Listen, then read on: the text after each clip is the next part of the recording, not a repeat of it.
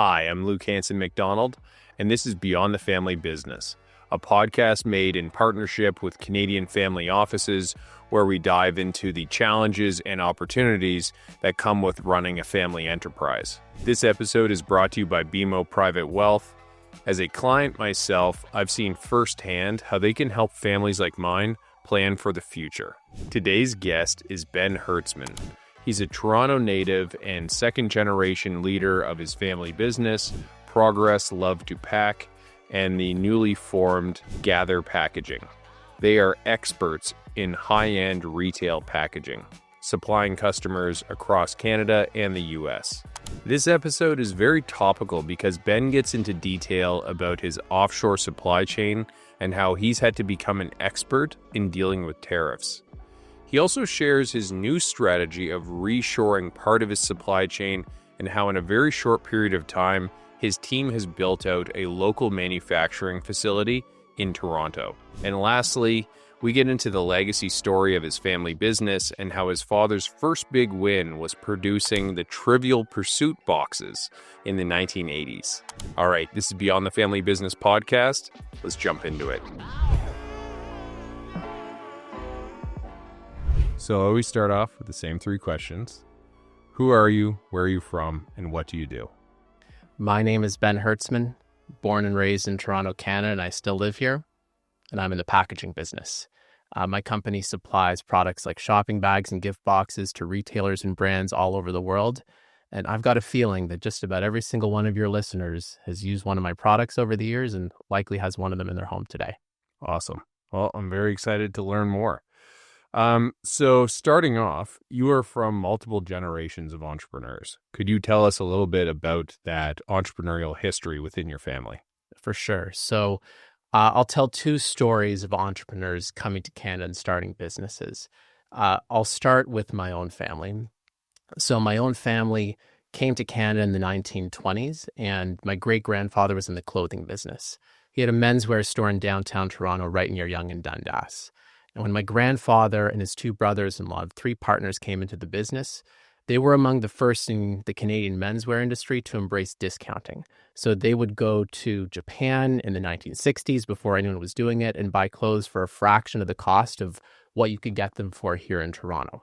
And, there were a lot more people with $3 to spend on a shirt than $10 to spend on a shirt, and the business really took off. They grew the business from 1 store to 30.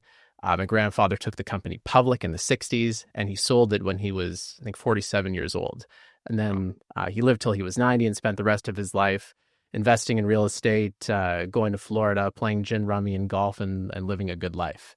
That is an ideal life story. Selling a business halfway through and then enjoying the second half. That's amazing. Oh yeah, my great uncle Arnie, who was one of his partners, was into big boats, so he bought a big boat and had a boat slip next to Evel Knievel, which is his claim to fame, among other things. That's insane. And sorry, I got to tell you, there's a guy in Halifax who bought Evel Knievel's boat and now in Halifax. I actually interviewed him on the show. Oh, that's so funny. Yeah. Anyway, hilarious. So my dad didn't have a family business to go into. He was still in high school when the clothing company was sold. So my dad went to go work. He got his MBA. He worked at the OnShoring Group, which is a really large grocery chain at the time. Later, the OnShoring Group was acquired by Sobeys. And my dad worked his way up through the company, but got to the point where he wanted to become a vice president. His boss said to him, "David, you got to wait 10 more years before you're going to become a VP." And he said, "I think I want to go do something on my own." So he did some consulting work, got a little tired of telling people how they should run their business. He thought he could do it better himself. And he had this desire to go buy his own business. And sitting in his accountant's office one day, he said to his accountant, "I'd love to buy a small business and run it and see what I can do with it." And his accountant said, "You should go talk to my Uncle Lou. He's got an old box factory he wants to sell." That's how we were introduced to the company that we now run today. So how the business I now run was started was back in 1917. Even before that, an immigrant named Morris Lukovsky came to Canada escaping World War I in Russia. And he came to Canada, he couldn't speak the language, he needed a job. He found work in a factory sewing hats. And sitting there sewing hats every day, he saw that every hat was placed into a hat box. And he said, why should I work for someone? Why don't I open up my own business? How about a hat box factory? So that's what he did. The business took off, and they expanded their product line, and they served just about every icon of Canadian retail from 1917 really through to the early 1980s when my family bought the business. And, you think Hudson's Bay, Eaton's, Holt Renfrew, Harry Rosen, who's still a client today after 70 years, Eaton's, Thrifties, Simpsons, and many, many more. We work with all of them. And Mr. Lukowski brought his sons into the business. That family ran for about 60 years. And come to the year 1981, Mr. Lukowski's son Lou was looking to retire, and he was introduced to my dad. And as they say, the rest is history. That is a cool story.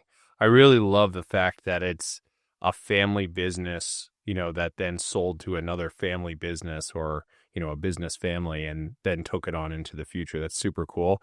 The other aspect, I guess I would just quickly ask, do you know much about what influence did your grandfather have on your dad? As far as your grandfather was the original entrepreneur, but was never directly involved in the packaging business, correct? So my grandfather and one of his business partners, a man named Luv2Pak, helped my dad buy the business when they were in the 1980s. And my grandfather was more of a silent partner. He was also a tough guy, rough around the edges, as a lot of entrepreneurs from that vintage were.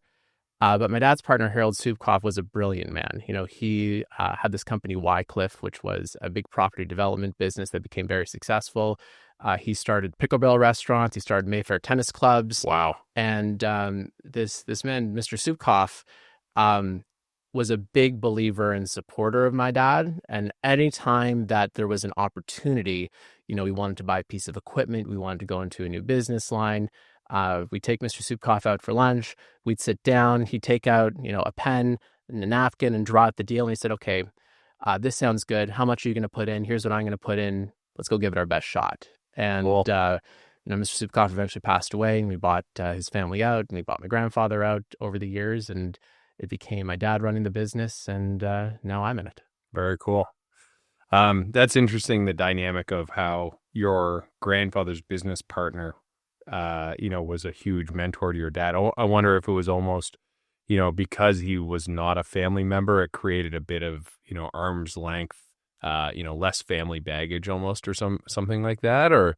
I think it certainly helped. And, he was a real bona fide businessman, brilliant, really successful. And he had a lot of folks, particularly in the property development business, that he set up. And Wycliffe's still around today. And they built a ton of homes over the years. Very cool. That's an awesome story. So your dad bought this business. He had never run a business that was his own.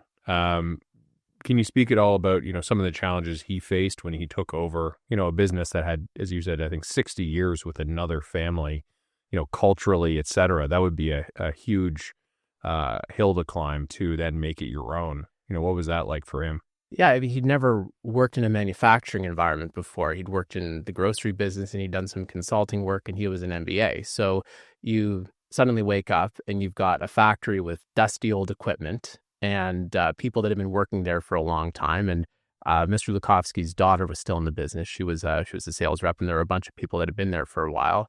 But when Mr. Lukowski sold the business to us, he said, I'm going to stay on for a year full-time, a year part-time, and I'll show you what to do. But I recommend you hire this factory manager. There was a guy from England who came on and really knew how to run a manufacturing plant, because my dad had the sales and marketing experience. He had the business management experience. He had instinct. He knew how to put deals together. But when it came to actually, how do you run equipment and produce stuff, which, I mean, Luke, you're in the manufacturing business as well. You know that it's a very challenging thing to do. Yeah. Having someone with that kind of expertise really set him up for success. And that plant manager was with him for some time until we were able to bring on more people that could help us run the business, and we built our own expertise as well. Very cool. And what was that? You told me this before, so I'm kind of doing a leading question, but can you talk about the Trivial Pursuit opportunity that sort of revolutionized the business? It sounded like. It was sometimes you get lucky, and I'm a big believer that the harder you work, the luckier you get. So when we bought the business, we had a little division that was producing a lot of boxes for board games. So you think Scrabble, Monopoly, and a whole bunch of others. And the orders weren't that big, but we've been doing it for quite a while. One day, our controller walks into my dad's office and says, "We have this massive order for a client I've never heard of before, and they have no credit. What do you want to do?" We took a look at the order and we said, this seems pretty big. Let's see if the customer will come in and tell us about it, and we'll see what we want to do with it. So the customer comes in a couple of days later, 9:00 in the morning. It looked like this guy had been sleeping in his clothes. He sees a bottle of scotch up on the shelf, asks for a drink at 9 a.m., and begins to tell us his story. He'd been in England with his friends, traveling, sitting in pubs, playing trivia, and came up with this idea for a board game. So he goes back to Canada and the US, goes to all these trade shows, and comes back with all these orders. And he needs someone to produce the board games for him. So he comes to us and says, after having a drink, after looking like he'd been sleeping in his clothes, "I think this is going to be big. If you take a chance on me, I'm going to remember you." And we said yes. So that propelled the business. Our factory ran 24/7 for years. My dad paid off his house a year or two after we bought the business. And, Trivial Pursuit was huge in the early 80s. Yeah. And we produced most of the boxes for it. But Crazy. That is such a random success story. That's awesome. sometimes you get lucky. And I mean, it didn't last forever. And our company did many different things over the years in our factory. Like we did cereal boxes for General Mills, and we did envelopes for Canada Post. And the specialty that our factory really had was making gift boxes for retailers all over North America. That was what our factory was really tooled to produce. And, if you went to, Abercrombie and Fitch, American Eagle, Express, Ann Taylor, Chico's in Canada, Reitman's, and Laura, many, many, many others, they were all our clients. Many of them still are today. And we produced their holiday gift boxes in our factory. Board games didn't last forever. Yeah. It was great while it lasted, Yeah. but it was certainly a story that's really part of our history. Yeah, absolutely. So when I was like 13, 14, going to Abercrombie and Fitch with bleached tips and my hair gelled up, I was getting one of your guys' gift boxes in all likelihood. And shopping bags. They're a fabulous client. We still work with them today. Yeah. Oh, they're very different now than when they were they were back in the 90s and 2000s. The stores are not dark, and yeah. Their demographic has changed just a little bit, but hey, they were like the coolest thing ever when I was in middle school. So look, I had frosted tips too. It wasn't a good look for them. Yeah, exactly. Maybe let's not go back there. So you talked a lot about the manufacturing footprint, but then your dad actually got out of local manufacturing. Did he not? And can you talk a bit about that transition? Yeah, there's a story and journey before that. So Sure. We had this factory that he bought, and when we bought the business, everything that we sold was what we produced in-house. But our clients who liked buying the things that we could make in Canada asked us for things that we couldn't produce in Canada. They said, take a luxury menswear retailer. They could buy all different sorts of things from us beyond just a gift box. They would buy a shopping bag, they'd buy a suit bag, they'd buy ribbon, they'd buy tissue. And some of those things are not made in North America. Mm-hmm. If you go buy a suit from, a menswear, ladieswear retailer, the bag that you take it home in is still made at a sewing machine to this day, one at a time. And there's no one in North America.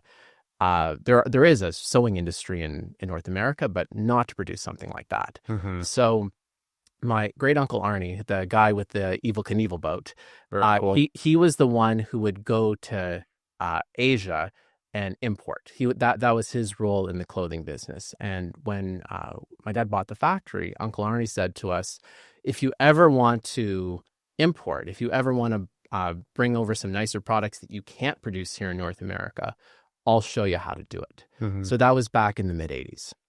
And again, we were among the first in our industry to embrace importing. It took a long time to get there in the 80s. 2 days to go. At the time, we were in Japan, Taiwan, South Korea, and Hong Kong. China didn't even open up until the late 80s, early 90s. And then we went there, and the importing part of our business really grew pretty rapidly. Mm-hmm. It got to the point where we were sourcing things from factories all over the world, distributing them to our retailers that have stores all over the world. And we had this factory as well, which was pretty good, but it was highly seasonal. Mm-hmm. When you're producing a holiday gift box for a retailer, Yeah. the busiest time of year is really from, call it Black Friday to Christmas. And you're running nonstop to get ready for that, but the rest of the year is a little quiet. It made sense for us about 15 years ago to focus all of our efforts on importing and to exit manufacturing. And sometimes, when you're an entrepreneur, when you own your own business, and at this point, it was just my dad in it. Yeah, you have to adapt. You have to see, how much capital do you have tied up in a particular segment of your business? What assets do you have? We had a ton of people there, and there were huge ebbs and flows. And when there's seasonality and cyclicality, you have to make choices. And we were able at that time to become a much leaner, much more profitable business. And for us at that time, it was the right move. Yeah, absolutely. I mean, to your point about the trivial pursuit opportunity, if all you did was focus on that, you would have not existed for, another few decades after that, right? So you do have to constantly be evolving, and, sometimes that means making tough decisions, but the businesses that are still around today, that have been around for decades, are the ones that made those tough decisions. They're not the ones that, just said, all right, we're doing it one way and that's the only way we'll ever do it. So you have to adapt. There's a friend of mine who says pretty regularly, if you dislike change, you're going to dislike irrelevance even more. Yeah, no kidding. That's a good way to put it. So then now let's go to your story a little bit. What's your earliest memory of the family business? So my parents split when I was 3 years old. And I have an older sister who she's much older than me. So when I was 7, she went away to university. So when I was with my dad, it was just me and him, and he would take me along just as part of his life. He would pick me up from school. We'd go grocery shopping and cook dinner. I was the only one in my house in university that actually knew how to cook. But on weekends, the factory was still running, and he'd say, "Okay, Ben, come along." And he'd go talk to people, and he'd give me to someone to, go for a ride on a forklift, or they had these conveyor belts that would move the material through the factory, and they'd put me in a box and I'd go along the conveyor belts on a ride. That's my earliest memory in the business. And because as long as I've been alive, we've had the business, and it's just been a part of my life. And, I'd go to the holiday parties, and then growing up through the years, the business there was never any pressure to join, but there was always discussion about it. And I was really fortunate that, some of the trips that my dad and I took together, where, it was spring break or whatever it was, and he had to go visit some customers in California. So he took me along, and I can remember falling asleep at the dinner table with customers in California. And I also remember there was a couple of weeks before the start of school. I was 14 or 15 years old, and my dad said, "Okay, Ben, we're going to Japan. And we're gonna go visit some suppliers." And I still remember flying over to Japan and being super jet lagged and waking up at 3:00 in the morning, going for a run around the Imperial Palace, and then going to visit one of our Japanese suppliers, and going to Hong Kong and having that experience, and having bespoke shirts made, and riding the Star Ferry, and all the things that I have friends that would go to a resort or on a cruise on their spring break, and I went to Japan. That was really, really cool. Yeah, that is amazing. I mean, I think that's, sorry to interrupt, but like, people sometimes have a negative connotation about kids getting brought into the family business too early. And I think that's a perfect example of how unique and cool of an experience it can be. Your dad's going to meet customers, but you're getting to go along with them, first of all, which directly or indirectly, you're getting to learn from how he's dealing with customers and all of that. But you're getting to see this whole other, unique side of life, which, if you'd just gone to Disneyland or whatever, that would be nice too. But that sounds like an awesome childhood. Those are some really cool memories. We've got a really special relationship, and still work together today. I mean, he's 75 now, and he spends close to 6 months of the year in Florida, and is probably on a fishing boat right now. But I've been really fortunate to have grown up with him and to spend so much one-on-one time with him, and for him to have brought me along. And the thing was that, I went to Queens and studied business. There wasn't a role for me at the company after I graduated, and that was made very, very clear. So I had a whole bunch of summer jobs, and there were summer jobs where I would, come and help out in some way in the business. Like we had a retail store for a little bit, and I worked in the retail store for a year. I worked in the warehouse for a year. I remember there was a gap between, I had another summer job. I spent a summer selling chocolate for Cadbury. That was awesome. I was like summer camp counselor for a couple of years. And whenever there was a gap between whatever job I had and the start of school, there was no bumming around. There was, okay, Ben, you've got 2 weeks. You are coming to the office. We've got a marketing campaign we want to do. We've got a website we want to launch. I could use your help. And I was happy to do it. But after university, there was no role for me at the company. And I also wanted to go stand on my own 2 feet. One of my dad's close friends, who's been very, very, very successful, as I was trying to figure out what I wanted to do, said, Ben, the early part of your career is a great chance to learn. Go find a phenomenal company to work for, and see if you can learn how to sell, because no matter what you're going to do in life, selling is going to help you. And I'm still a firm believer in that. So I set my mind that I wanted to go work for Procter & Gamble. And it took me 3 tries to get in before they finally said yes. And I remember going back to the final round interview, and it was the interview for a full-time job, which was in my 4th year.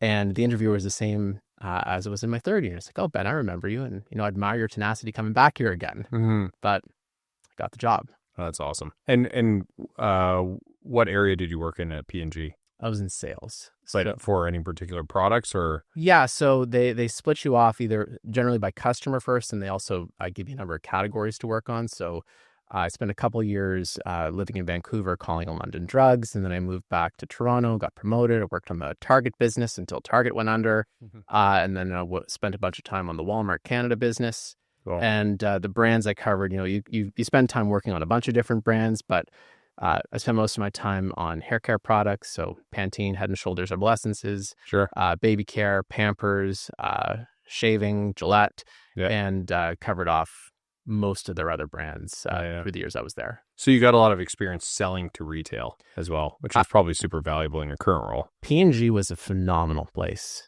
to start a career. I can't recommend it enough. The people there are so smart, and you get to work on things that are at a massive scale.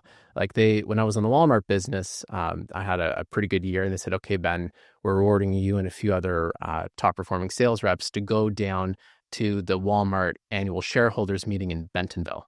And this is something unlike anything I've ever experienced, because it's meant for all the Walmart. Bentonville's in the middle of nowhere. Northwest Arkansas is quite remote, but the whole city around it has been built up to support Walmart.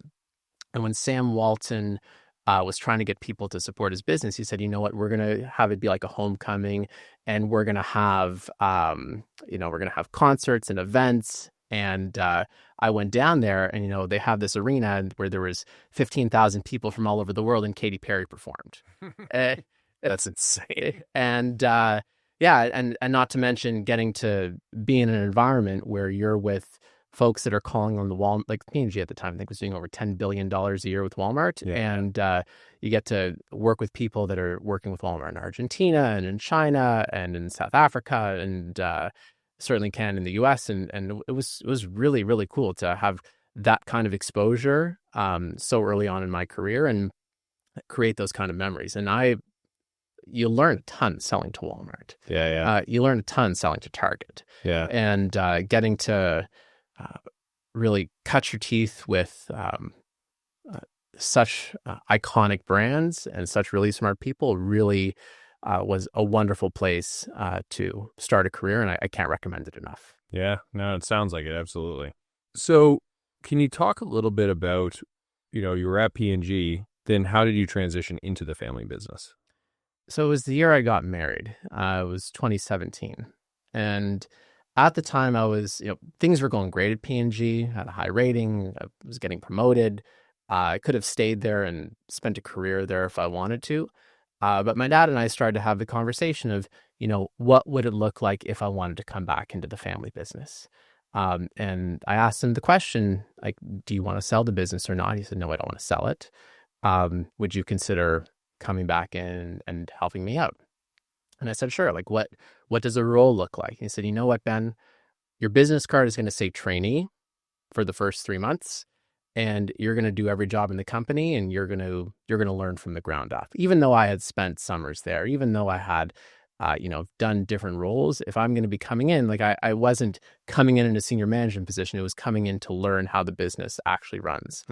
And there's a story that my dad told me over and over and over again as I joined that he remembers from his years working for the Offshore Group, which has to do with a grocery chain called Dutch Boy. So when he was working for the Offshore Group, his boss came to him and said, we've just bought this grocery chain out in Kitchener called Dutch Boy. See if you can help integrate them into the big chain. So he goes out to Kitchener, goes into the grocery store and sees mom and dad in a little back room writing purchase orders out by hand. And the business was highly profitable, calling $1 million a year.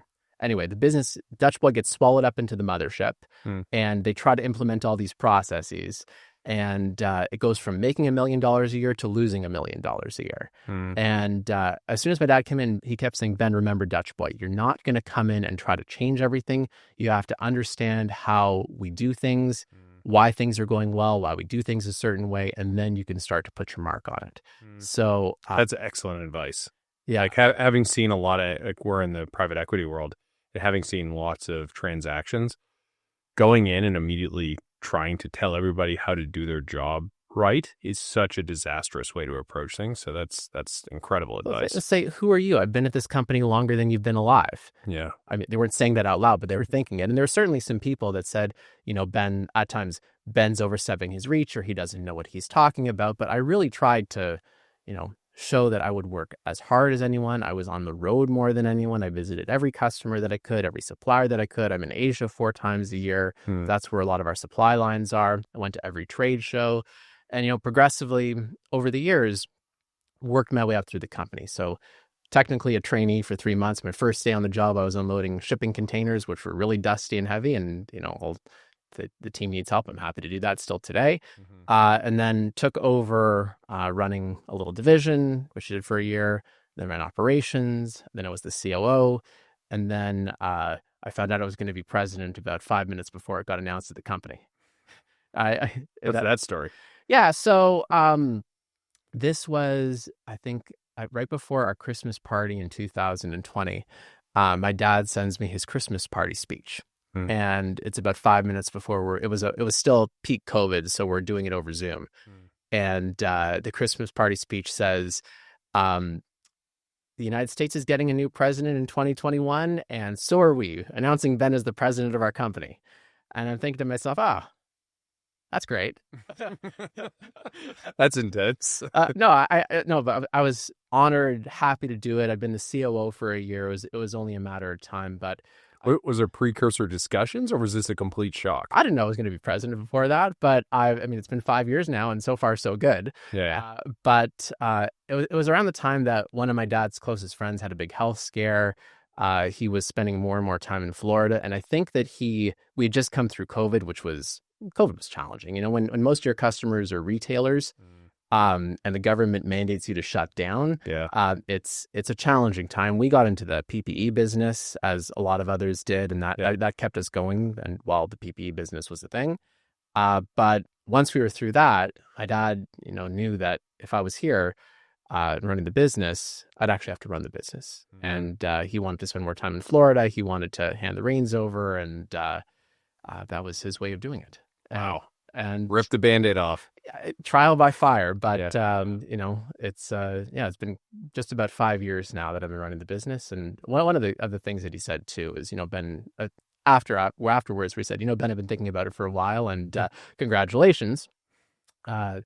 He said, I was a member of YPO, and you should join as well. And that's where you and I met, Luke. Yeah, 100%. It's the same story for me. My dad was in YPO before I was, and I always sort of observed how valuable it was to him, and he's now in whatever it's called when you get much older. But gold. Oh yeah, I think it's even beyond that. I think he's in CEO or something like that. But he still has his forum of basically the same people he's been in a forum with for a few decades now, and I know it's been super valuable to him, and that was basically why I joined as well. So, that's an incredible story. And super cool to hear, your journey outside the business and how practical it was to you joining the business. That's a very dramatic reveal, probably the most dramatic one I've heard.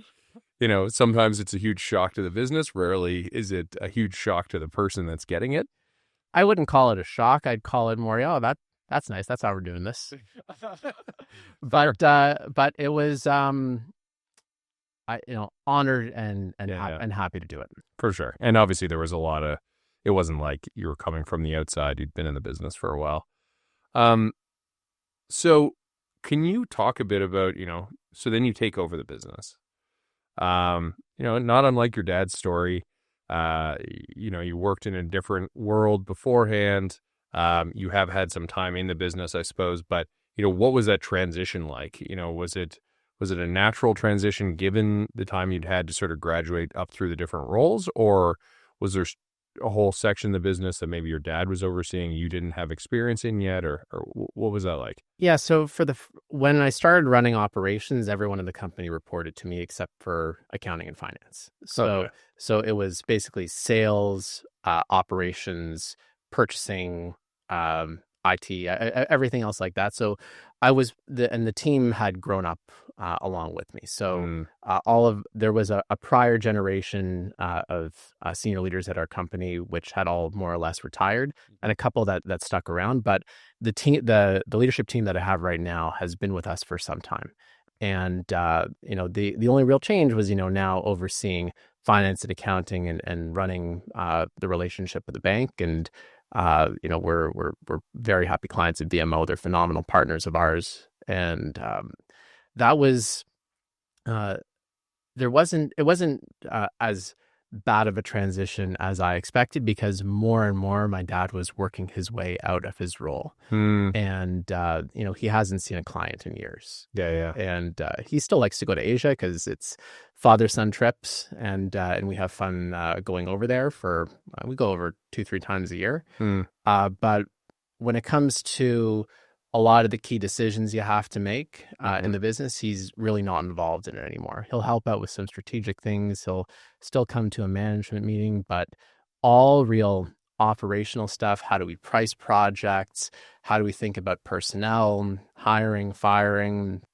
How do we budget? That's all my team and I. And there was enough of a transition that I'd been through, call it 4 full cycles of how the business runs, and had enough comfort. And over time, I'm president, he's still CEO and chairman. So he's around for the things that I don't know how to deal with. And when you have someone who's got 50 years of experience in business and 40 years of experience of running the company, there really isn't anything that we encounter that he hasn't seen yet. Where, particularly when it comes to technical issues on quality, or a challenge with a particular client, or making decisions on risk, on if we want to bankroll a customer or not.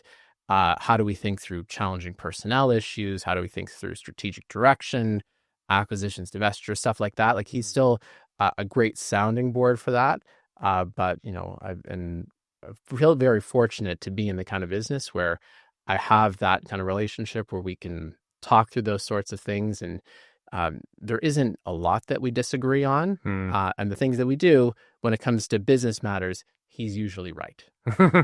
And I say that with all sincerity, that he just has this instinct. And wisdom too, right? And wisdom that you get from having been through just about everything over the years, and understanding the signs of how things could go well or not, and knows how to handle them, and usually provides some good guidance on what we should do. That is the annoying but very useful thing about, fathers, is that my dad's the same thing. He'll sometimes have a completely different opinion to me on how to deal with something. And, 9 times out of 10, I'll take some time to reflect on it.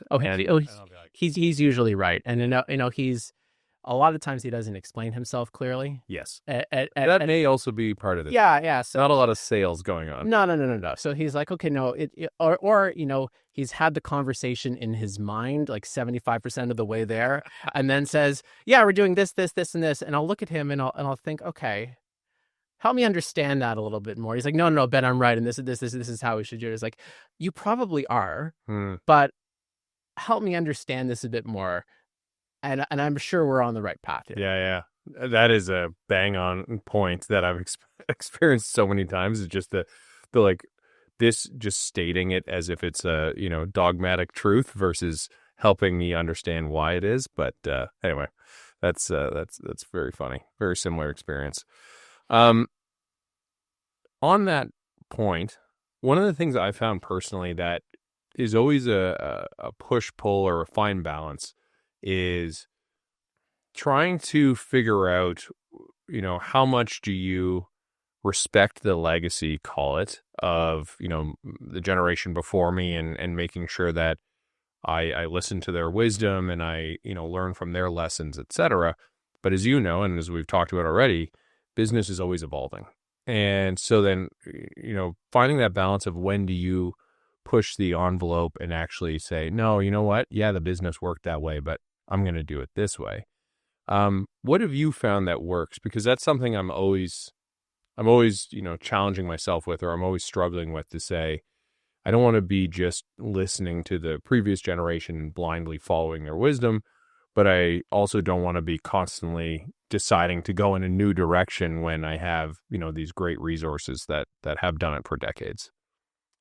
Look, that's a great question. And I think I'm fortunate enough that my dad has let me make some of my own mistakes as I've gone through things. And one of the examples I can think of is where, we had a couple of clients that were in, high luxury cosmetics. They were selling really expensive stuff. That's not really where we play very well. Like our business is not geared towards, we're not geared towards commodities, like selling things like paper by the pound. That's not really what we do. Mm-hmm. And over the years, we've struggled to really to make a box for a Rolex watch. Like that, that's just not, we could do them, but we've had challenges as well. And we were seeing glimmers of opportunity in the luxury space. I said, hey, I think we have some opportunity here. We have a couple of good sales reps.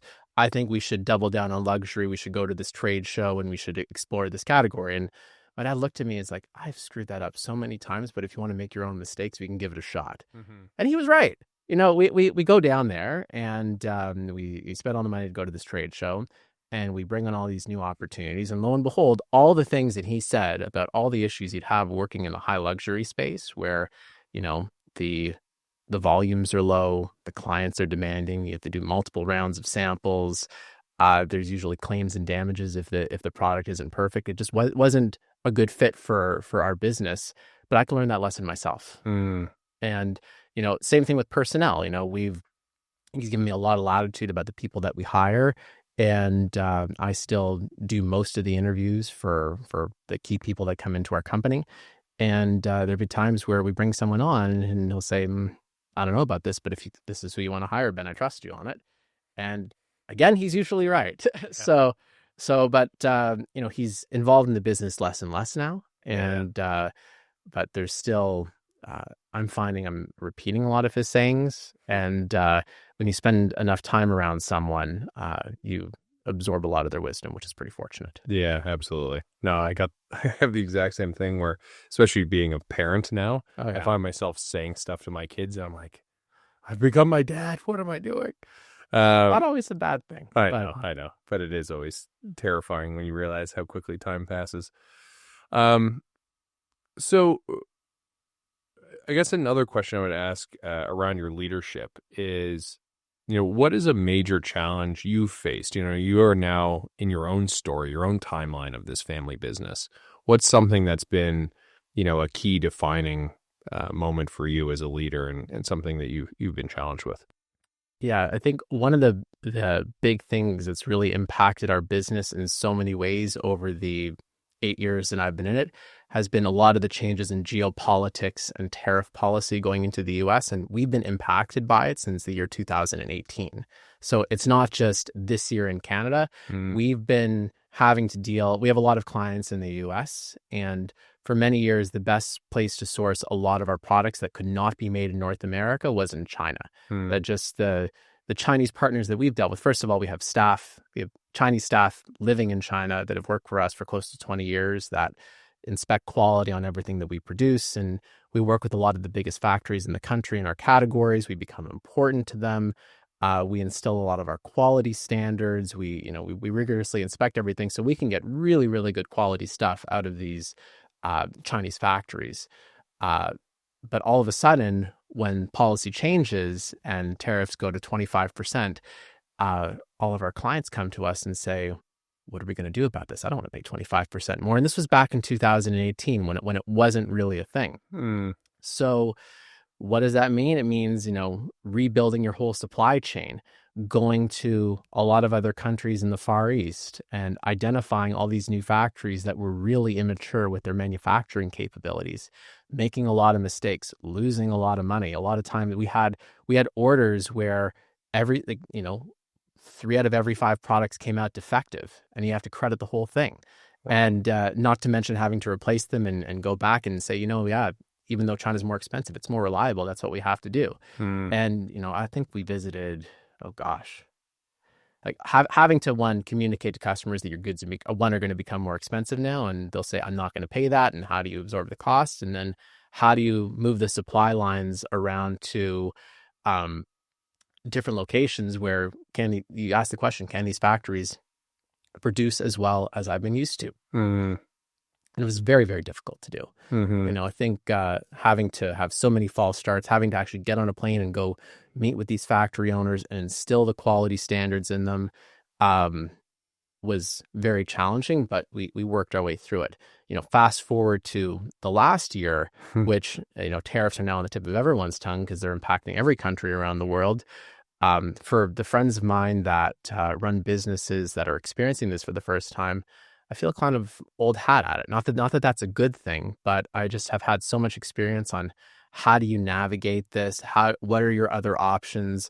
How do you have discussions on pricing with your customers? How do you have discussions on, mitigating the risk in the supply chain? And leading into another question I'm sure you're going to ask is, what do you do? What can you do about it? What's in your control? And that was a big part of the reason we decided to get back into manufacturing in Canada. Was not only did we want to mitigate tariff risk, but we also wanted to, de-risk supply chain. Back in COVID, for any of your listeners that imported anything during COVID, it was a total nightmare. Freight, historically, the cost on a 40-foot container to go from anywhere in Asia to North America, New York, Chicago, Toronto, wherever it is, was about $5,000. In COVID, it got up as high as $25,000, which is huge. And not only that, but containers kept getting stuck off the coast of Los Angeles and Long Beach and Vancouver and Prince Rupert. We had containers, fall off a boat and because a ship caught on fire and they got stuck for 9 months. It's very, very difficult to keep our customers in stock. So we've been on a journey to try and figure out how do we bring the right kind of manufacturing back to North America so we can keep our customers happy. Awesome. And we went through the same thing in our manufacturing business that I was running at the time COVID hit, and you'd literally lose containers. Well, it left this port and it's somewhere here, but we have no idea where it is. And then it would suddenly pop up, a month later or 2 months later. So after you've replaced the goods and suddenly you have double the inventory. And I also know about that. Yeah, no, it's. I've got lots of thoughts on inventory, Luke, but I don't know. I don't know how interested your family business listeners are for tales of inventory. Well, yeah. So that's a excellent description of sort of like how you can have a huge challenge actually become a strength. It's ironic that you were dealing with that and probably at the time didn't appreciate how valuable that experience was in 2018, 2019. That nowadays you're an expert in it, because I can certainly speak for, we dealt with a little bit of it, but this last year was like a complete shock, through our supply chain to figure out, okay, are these on, are they off? How do we deal with them? How do we communicate with customers? So pretty incredibly lucky in some weird way now, looking back at it, that you've got that experience. There were a lot of sleepless nights. and I remember there was, I can remember this moment where President Trump had a meeting with President Xi, and I was like, okay, I think maybe they'll negotiate something. Maybe it's just a threat. But then the news came out like, no, this is really happening.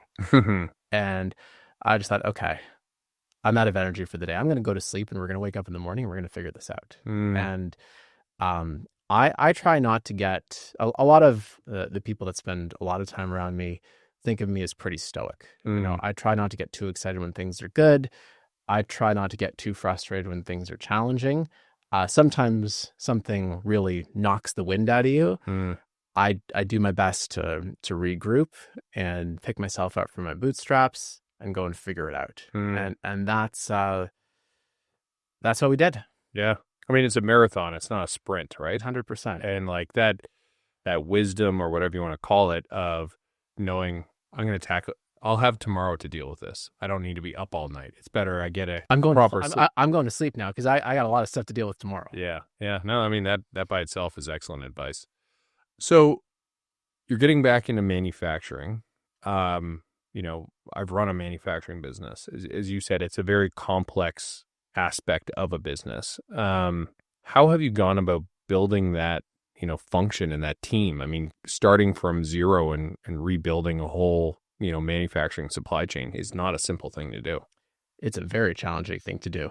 And, we have, again, this is being fortunate where on our legacy import and distribution business, I'm running that, soup to nuts. And my dad's really not involved in that. On the manufacturing business, I wouldn't call him in retirement, but he's more involved on helping it get set up and helping us to understand what we need to do and what are the challenges we expect to face. So again, really fortunate to have that kind of wisdom on this new venture here. But we're constantly adapting in how we go to market and what we do, and we felt it was the right time to get back into manufacturing. Now, getting into manufacturing, there's a lot of things you have to do. You got to find a place to set up the plant. You have to order the equipment. You have to know what equipment to buy. You have to set up the plant in the right way. You have to source the right kind of raw materials. And the most challenging thing is how do you hire the right people and build the right standard operating procedures to ensure you actually get what you want when you manufacture it. And the category that we chose to produce was paper shopping bags. So think about, if you were to go to Starbucks and get takeout, that brown bag with a handle on it, that's something that we would make in our factory. And the way that we wanted to go to market is identifying a couple of gaps where we felt in Canada, the United States, we could have a real edge. And for us, in my category, there are not that many manufacturers that make what I make in Canada, the United States. And the ones that do really focus on very high volume food service and food service takeaway. And a little bit of grocery too. So if you think about McDonald's or KFC or Starbucks putting through hundreds of millions, even billions of bags, where it's paper by the ton and almost pretty close to a commodity. That's where we knew we would not be competitive. We just, as a startup, you don't have that low cost infrastructure built. We felt that our niche had always been working with higher end retailers and providing them something a bit better. And at a lot of the factories that we worked with, we had instilled really strict standard operating procedures. We didn't necessarily know the equipment to buy, but we knew what good looked like. And as we built out our plant, we spoke to a lot of our factory partners to understand what's the best equipment we should use. You go to Germany to an equipment trade show and you buy the machinery. And then when we had our plants come up and running, we picked a few people from our legacy business, almost and I call it startup mentality, where you're working with a small team, you're figuring things out even before you go live. And then once the plant was up and running, we relied on some skilled mechanics from our machinery suppliers to help us get trained. And a lot of the workforce has come from our old factory that we sold 15 years ago. That's crazy. Yeah. That's awesome. So our plant manager has worked indirectly for our company since 1982. Wow. And, our plant manager's wife was my sister's nanny. So the story goes that my sister had a nanny, and one day she comes to my parents and says, I found a sweetheart. Would you mind sponsoring him to come to Canada? And we said, yes. So he comes to Canada. Can you give him a job? Sure. So he starts off working on the printing press, eventually runs the plant. When we sold the manufacturing business, he went with the manufacturing business, but we have to have him back. And he came back and We brought along some of the top mechanics from our old plant that we had. We're fortunate that in the manufacturing business, there's more skilled labor that's becoming available. And, we're bit by bit, like our factory's running now. We're running 24 hours a day, 5 days a week. We're in production for a lot of major brands in Canada and the United States. We're planning on adding more equipment. And, it's still challenging. Don't get me wrong. Manufacturing is a very, very challenging. It's much more challenging. Importing was challenging, but, dealing with something where you are, you're making something is coming off the line at thousands of pieces an hour, where there can be variances in quality. You have to monitor it very, very carefully. And we're doing our best. That is incredible to scale that up in such a short period of time and already be in full production. But it speaks to that value of multi-generational support. Your dad being able to help sort of support this, I don't want to call it a special project, but, this one-off project of setting up a factory, being able to draw on, relationships from when you used to have a manufacturing footprint. That's just, super, super interesting. And I think my viewers will really be interested because onshoring is such a big topic nowadays, and you guys have now done it. So bravo to that. Thank you. The plant that we've set up, it rivals the best quality production that you'd find in Asia or in Europe. There isn't any, what we hear from our customers who are in some of the largest retailers in the United States is the products that we're making are not available at the quality they want in the United States, Canada, or Mexico. We're the only plant that does it. So it's making conversations go a little bit easier. The samples, when you put them on the table and stack them up against what else you can get in the United States and Canada, you notice the difference immediately. And, we're making improvements every single day. You don't know what you don't know when you start off. And I'm fortunate that I can only surround myself with, I try to surround myself with smart, capable, talented people, give them a lot of latitude for what they want to do, provide advice where they can. And I have to know what my strengths are. And my best strengths are engaging with customers and building a team around me. Awesome. Time for one last question. Sure. You've now gone through a very successful succession, going from not even working in the family business to, now running the family business, which many people would hope they could do that and could hope that they could pull that off with the next generation, or they could be in the next generation thinking that, I hope I could step up. What advice do you have? And maybe think about it, for your next generation of what would you do different, or, what do you think are some of the most important things to focus on? That's a great question, Luke. And there are a few things that I think helped set us up for the best success possible. The first was, gentle exposure, but no pressure to the business as you're growing up. Here's who we are. Here's what we do. This is where Dad's going. This is why he's traveling so much. Like, that's learning a little bit about that as you go, so you're familiar with it, I think certainly helps. Not having a role in the business straight out of school, going to work for another large company where everyone has to, carve their own path, stand on their own 2 feet, learn what it's like to work for a difficult boss, learn what it's like to, earn promotions based on your own merit and not because your name is on the building. I think that is extremely important. And it can be in a similar industry, it can be in a different industry, but some of the most successful folks that I know that have joined family businesses have spent time outside of the business, getting a great education and going to work for a great company. Because invariably you bring back things you might not even realize that you bring back. It's not like you're going to bring back a customer list or, industry contacts, but ways of working. How do you build culture? How do you work with a great team? How do you become a great leader? And things that your family couldn't teach you. Those are really, really valuable. And I can't recommend that enough. And then when the time is right to come back into the business, I believe it's very important to start at a lower level and earn and work your way up. Because if you get parachuted into a very senior role, I believe that the team might listen to you, but I don't know if they're going to respect you. And it's really important, just like I shared the Dutch boy story, to learn how the business runs, learn what made it successful, and begin to put your own mark on it one bit at a time. And if you do those things well, we've been around for 108 years, hope to be around for 108 more. Awesome. Thank you so much for your time, Ben. This was a super interesting interview, and I loved hearing more about your story. Luke, thank you so much for having me. Awesome. Thank you so much for watching. This is Beyond the Family Business Podcast. Please like and subscribe. Take care.